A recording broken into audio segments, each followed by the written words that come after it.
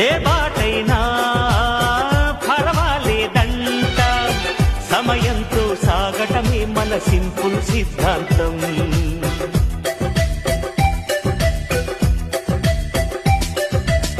చిరుగాలికి పరిమళమిచ్చే సిరిమల్లెల వనమై ఉందాం, గగనాన్ని నేలను కలిపి హరివిల్లుల బంతెన అవుదాం.